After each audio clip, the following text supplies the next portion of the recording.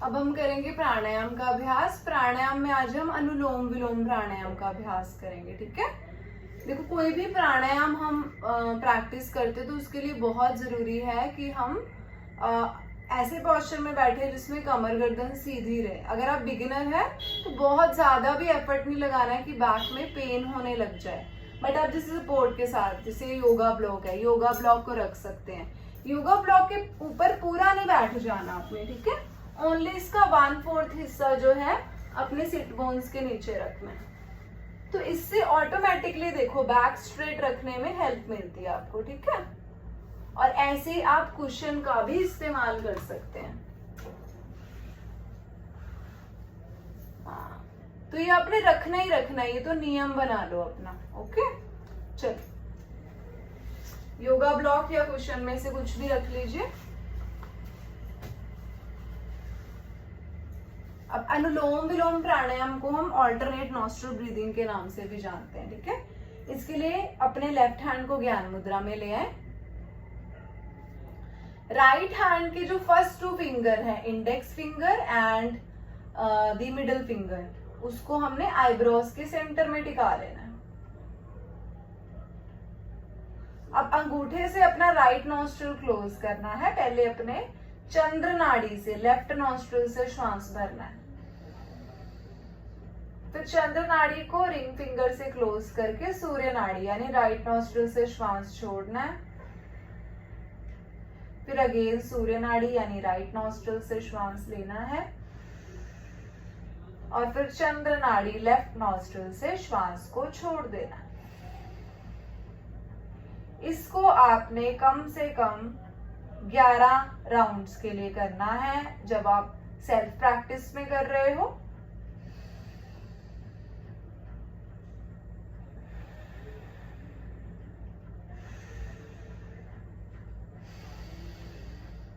आराम आराम से श्वासों को लेते जाना है, श्वासों को छोड़ते जाना है।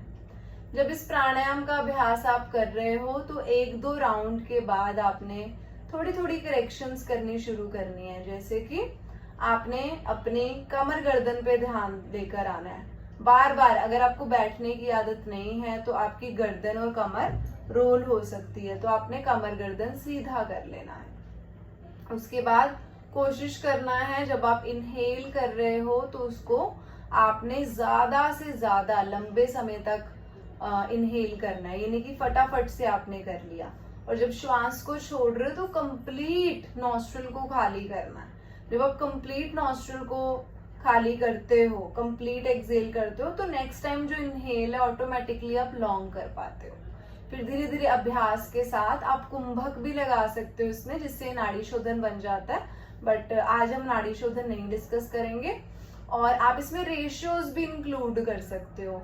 बिगिनर्स के लिए जो रेशियो होती है वो होती है 1:1। जितना समय आप श्वास लेने में लगा रहे हो उतना ही समय आप श्वास छोड़ने में लगाओगे, ठीक है। और फिर इंटरमीडिएट जो होते हैं उन्होंने अगर 1 सेकेंड श्वास लेने में लगाया तो 2 सेकेंड श्वास छोड़ने में, यानी जितना टाइम इनहेल करने में लगाया उससे डबल एक्सहेल करने में लगाएंगे।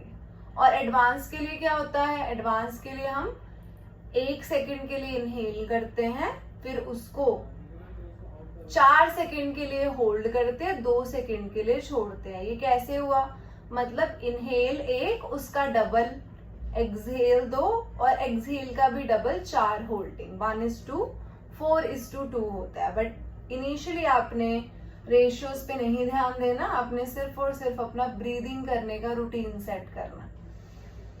हाँ, लास्ट 2 राउंड्स। लेफ्ट नॉस्ट्रिल से श्वास लें, राइट नॉस्ट्रिल से श्वास छोड़े,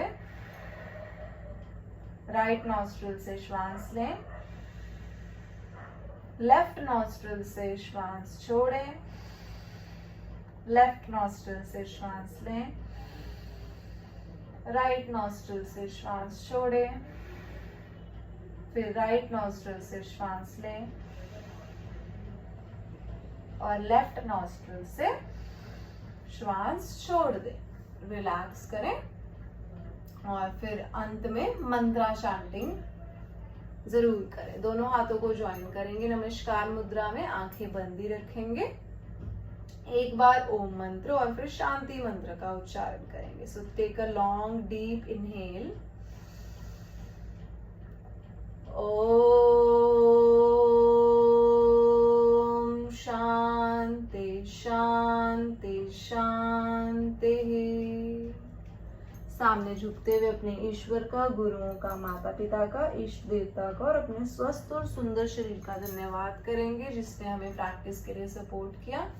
फिर दोनों हथेलियों को अच्छे से रब करेंगे, आपस में घर्षण करेंगे जिससे कि प्रैक्टिस की जो एनर्जी है वो पाम्स के अंदर आप फील कर पाए. फिर उस एनर्जी से अपने आईज, ईयर्स, फेशियल मसल्स को रिलैक्स करें, नेक और थ्रोट को, शोल्डर्स, आर्म्स, पाम्स को, चेस्ट, बेली, बैक को अच्छे से रिलैक्स करें. हिप्स, थाइज, नीज, काफ्स, फीट अच्छे से रिलैक्स करें.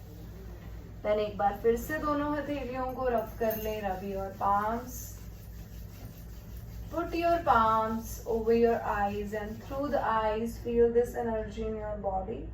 Slowly, slowly taking your palms away in front of your eyes. Open your eyes and look into your palms. So thank you so much.